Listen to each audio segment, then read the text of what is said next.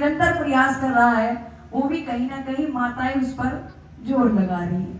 समझना पड़ेगा, क्योंकि पहले भी मैं कह रही थी कि जो दूसरे पांडाल होते हैं जहां से कुरीतियां बखेरी जा रही है, पूरे समाज में फैलाई जा रही है, वहां हमारी संख्या ज्यादा होती है, हम ही सबसे ज्यादा दिखाई देते हैं।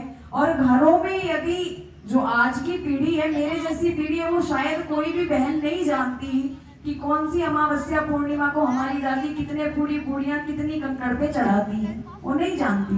उनकी सास जानती है या फिर उनकी माताएं जानती हैं। तो उन्हीं के द्वारा ये कुरीतियां निरंतर चलती आ रही हैं, और मुझे लगता है अगर चलती रही तो मेरे जैसी बहनों में भी वही संस्कार डलते चले जाएंगे, आगे तक कुरीतियां बढ़ती चली जाएंगी। आओ थोड़ी सी चर्चा आपके मध्य में रखना चाहूंगी। आज सनातन धर्म में बहुत लोग ऐसे हैं, अभी पंक्ति आई थी ना कि पाप पुण्य का अंतर भी जाना न तू। पाप पुण्य को लेकर के, शगुन अपशगुन को लेकर के आज हम बड़े चिंतित रहते हैं। और जितना ये कार्यक्रम चल रहा है ढोंग पाखंड का सारा इसी पे टिका हुआ है कि हमने ऐसा कर दिया तो कहीं पाप ना लग जाए, ऐसा करेंगे तो हमें पुण्य मिलेगा। लेकिन इसके पीछे का हम आज लॉजिक कुछ भी जानते नहीं है। पाप कब लगता है, पुण्य कब लगता है, आज हम नहीं समझ पा रहे। इस पूरे के पूरे कार्यक्रम का लेना देना हमारे कर्म से है। आज हम किसी और ही दिशा में भागे जा रहे हैं, अपने सुख के लिए दूसरे को दुख पहुंचा रहे हैं। किसी माता जी को घर में यदि संतान चाहिए तो आज कितने पाखंडियों के पास जा रही है और कितनों की संतानों के गले कटवा रही है। ध्यान देना, ये परिस्थिति भी भारत के अंदर देखने को मिलती है। और निवेदन करना चाहूंगी माताओं, किसी के बेटे का गला कटवाकर अपने घर में बेटा पैदा करना ये हमारी संस्कृति नहीं है, ना ही ऐसा होता है। ये पाखंड की बातें हैं। और इतनी बातें व्यक्ति जब से उठता है और जब तक बिस्तर पर लेटता है तो मुझे लगता है मेजोरिटी में ऐसी बातें उसके दिमाग में चलती रहती, जिससे उसे डर रहता है मैंने ये कर दिया तो कहीं पाप ना लग जाए। पढ़ा लिखा ग्रेजुएट जो आज का युवा है, जब रेड लाइट होती है रोड पर तो नहीं रुकता, पर बिल्ली रास्ता काट दे तो 1 घंटे रुकने के लिए तैयार है। क्यों तैयार है? वो कहता है कि बिल्ली ने रास्ता काट दिया तो मेरी जो यात्रा है वो सफल नहीं होगी, आगे जाकर के कोई दुर्घटना ना हो जाए। पर आर्य समाज तुम्हें तर्क करने की शक्ति देता है। ध्यान देना, यदि बिल्ली के रास्ता काटने से हमारी यात्रा असफल होती है तो ऊपर जितने भी ये यान उड़ रहे हैं, हवाई जहाज, हेलीकॉप्टर, पता नहीं कितनी बिल्लियां नीचे से गुजर रही हैं, इनकी तो यात्रा सबकी सफल रहती है। माताओं, ये सबकी अपनी अपनी अलग दुकानें चली जा रही है। और एक और समस्या आज घरों में आ रही है, छोटे छोटे बच्चों से लेकर जो वृद्ध है उन तक ये पाखंड ने उसको जकड़ा हुआ है। एक हमारे बीच में छोटी सी पत्रिका आती है, जन्म पत्रिका, जन्म कुंडली। ध्यान देना, जो बच्चा भी 2-3-4 दिन का हुआ है, 2-3-4 दिन उसे पैदा हुए संसार में आके भी उसने कुछ कर्म किया भी नहीं है। कोई व्यक्ति आता है और कहता है कि मैं इसका भविष्य बताने के लिए तैयार हूँ। वो कहता है ये बच्चा आने वाले समय में बड़ा बुद्धिमान रहेगा, बड़ा तेजस्वी ओजस्वी रहेगा, और इस बच्चे की गारंटी लेता हूँ सरकारी नौकरी जरूर लगेगी। और माता पिता को चाहिए क्या? धन्यवाद भैया। माता पिता को चाहिए क्या? बस एक बार उसकी संतान की थोड़ी बहुत तारीफ हो जाए। वो कहते हैं पंडित जी और कि बाकी और तो सब ठीक है, धन भी अपार है, बुद्धिमान भी रहेगा, तेजस्वी भी रहेगा, नौकरी भी लग जाएगी, पर मुझे ये लग रहा है इस पे लास्ट में आकर के कहीं ना कहीं शनि भारी पड़ रहा है। पंडित जी उसके लिए क्या करना है कि बस उसके लिए हम बैठे हुए एक काम करता हूँ, जितना भी शनि का भार है सारा अपने सर पे ले लेता हूँ, तुम्हारे बेटे को उससे मुक्त कर देता हूँ। ऐसे पता नहीं कितने मूर्ख आत्मा फिर रही है जो शनि के भार को सर पे उठाए फिर रही है, लेकिन आज तक हमें वो शनि दिखाई नहीं देता। निवेदन करना चाहूंगी माताओं, कर्मों के अनुसार हमें फल मिलता है। आप जानते हो, एक व्यक्ति रोड के किनारे पैदा हो रहा है और एक अंबानी के घर पैदा हो रहा है। हम कहते हैं कि परमात्मा दयालु है, न्यायकारी है, वो अपने बच्चों पर दया भी करता है और साथ साथ न्याय भी करता है। जब परमात्मा दयालु है और न्यायकारी है तो एक को फटे हाल क्यों पैदा किया और दूसरे को पैदा होते ही अपार धन संपदा मिल गई? कुछ तो कर्मों का खेल होगा जो हम आज समझ नहीं पा रहे। जो आज चोला हमें मिला है हमारे कर्मों का खेल है। जो व्यक्ति कहता ना हाय बड़े दुख मेरे जीवन में है, एक बार ध्यान देना, सुबह वाली बेला में भी ये चर्चा थोड़ी सी हुई थी कि आज जो भी दुख हम भोग रहे हैं, शायद इस जन्म में हमने कोई ऐसा बुरा कर्म ना किया हो, लेकिन पहले तो करके आए हैं। दूसरे को क्यों उसके लिए कोसना। बस ये कि हमारा आउटफिट अलग हो सकता है, लेकिन हम करके वो कर्माएं हैं जो आज भोग रहे हैं। तो ये जन्म कुंडली वाला जो सिस्टम है, ये कहीं अच्छा प्रतीत नहीं होता। और चलो एक बार महिलाएं मूर्ख बन जाए, बच्चे मूर्ख बन जाए, आश्चर्य तब होता है जब अच्छे खासे बूढ़े व्यक्ति चौपाल पे अखबार लेकर के बैठते जिसमें वो 12 राशियों का लेखा जोखा लिखा हुआ होता है। क्यों माताओं? 12 राशियां टोटल होती हैं और वो पूरी भारत की जनता पर लागू हो रही है। वो कैसे होता है कि जिसके नाम का जो शुरू का अक्षर उस राशि से मैच हो जाता है, बस वही उसके साथ घटने वाला है।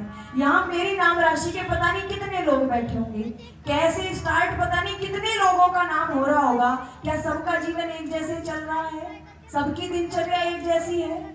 तो उसको क्यों मानने को आज हम तैयार बैठे, बड़े खुश होकर सुबह पढ़ते हैं। और आश्चर्य तो तब होता है जब बेचारे कुंवारों की राशि में भी अगले महीने संतान प्राप्ति लिखी हुई होती है, तब भी हम लोग नहीं समझ पाते। तो आओ ये पंक्ति आपके मध्य में रखो कि पतरा राशि फल वाला करता है गड़बड़ झाला, मन में आशंकाओं की खान, पुरुषार्थहीन हो इंसान। पतरा राशि फल वाला करता है गड़बड़ झाला, मन में आशंकाओं की खान, पुरुषार्थहीन हो इंसान।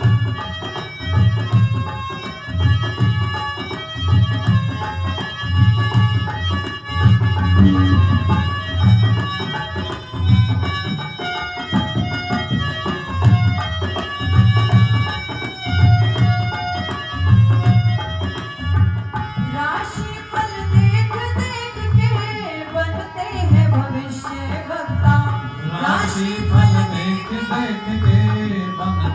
भविष्यवक्ता। ईश्वर की कृपा रहे तो कुछ भी नहीं हो सकता। ईश्वर की कृपा रहे तो कुछ भी नहीं हो सकता। तारों का पुंज निराला, कल्पित सी आकृति वाला। तारों का पुंज निराला, कल्पित सी आकृति वाला। इसी को लिया है राशिमान, करे नहीं कोई नुकसान। पतरा राशि फल वाला करता है गड़बड़ झाला, मन में आशंकाओं की खान, पुरुषार्थहीन।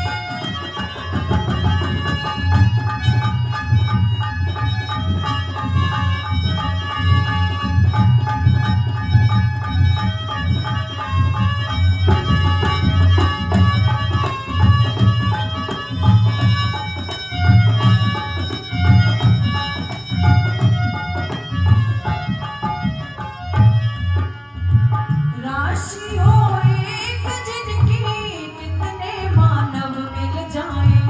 राशि हो एक जिनकी कितने मानव मिल जाए।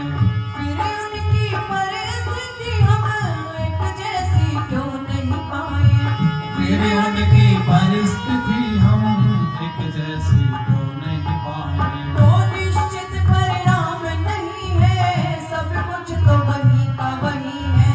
निश्चित परिणाम नहीं है, सब कुछ तो वही का वही है। इसी को लिया है राशिमान, करे नहीं कोई नुकसान। पतरा राशि फल वाला करता है गड़बड़ झाला।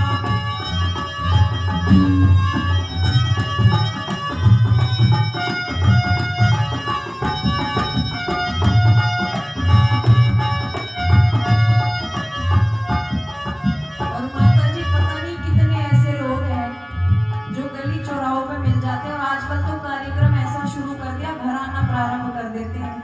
आते हैं भिक्षा के माध्यम से कि भिक्षाम दे, फिर कहते हैं माता जी हाथ दिखाना जरा अपना, बोले तुम्हारा फ्यूचर देखेंगे, भविष्य देखेंगे। और ऐसे कर करके पूरे गली मोहल्ले की औरतें एक जगह इकट्ठी। वो कहता है इन वाली माता जी का जीवन इतना गजब चल रहा है, पूछ के मत लो। दूसरी वाली कहती सही कह रहे हैं, बिल्कुल कुछ ना कुछ तो गड़बड़ है, मैं भी तो कहूँ इसने कुछ करवा रखा है। ये पंडित जी से ही पूछ के कुछ ना कुछ कर रही होगी। हमारे घर तो निरंतर घाटा आ रहा है, निरंतर नुकसान हो रहा है।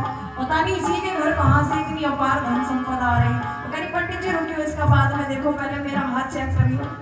अब वो अपना हाथ दिखाएगी। ऐसे कर करके पंडित जी की दुकान चलती। हमने प्रश्न किया कि पंडित जी जिसके हाथ नहीं होते उसका भविष्य कहाँ से देखते हो? बोले हम उसका माथा देखते हैं। अरे भले मानस, किसकी दिखाई दे रही है रेखाएं माथे के अंदर? कुछ भी अपनी दुकान चलाए जा रहे हैं। इसलिए कहा गया बनवाते जन्म पत्रिका जिसमें होते 12 घर। बनवाते जन्म पत्रिका जिसमें होते 12 घर। एक एक राशि हर घर में जोशी जी देते हैं पर। एक एक राशि हर घर में जोशी जी देते हैं। जो इन पर यकीन लाए उनका वो फल बतलाए। जो इन पर यकीन लाए उनका ये फल बतलाए। मान सागरी की बहकान आश्चर्य होता है महान। पतला राशि फल वाला करता है गड़बड़ झाला। मन में आशंका होती है।